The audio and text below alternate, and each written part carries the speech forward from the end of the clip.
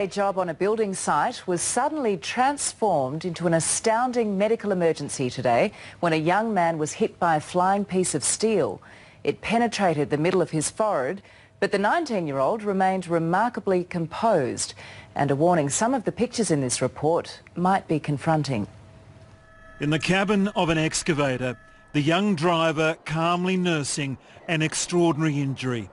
A metre-long piece of steel embedded in his forehead, missing his eyes by centimetres. No screams, no hint of pain. He'd been breaking up some concrete when the section of reinforcing rod snapped and speared into him.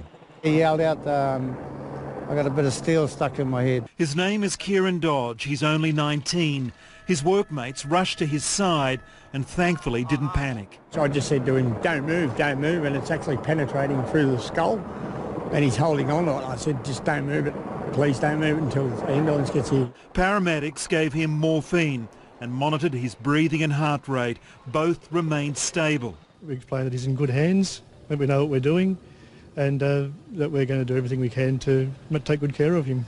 When they were ready, paramedics, police and fire rescue ever so gently lifted Kieran from the cab.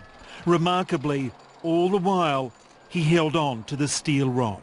Pretty cool customer. I mean, he seems to be, you know, he was talking and, you know, it seemed of sound of mind. According to police and paramedics, the decision by workers not to remove the metal stake from the driver's head was crucial to his survival. The ambos tell me he'll be fine. They've got to assess him, but yeah, he was quite lucid and talking, he was fine.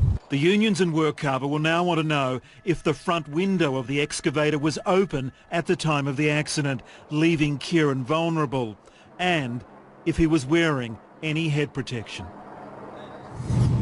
Mark joins us now from Royal North Shore Hospital. And Mark, what can you tell us about Kieran's condition?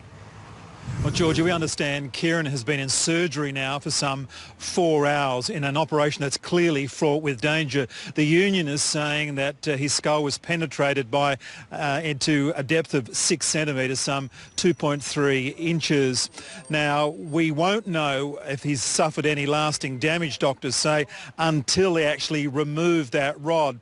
So we won't know if he's made a full recovery, at least for a few days yet, Georgie. All right, Mark Burrows, thank you.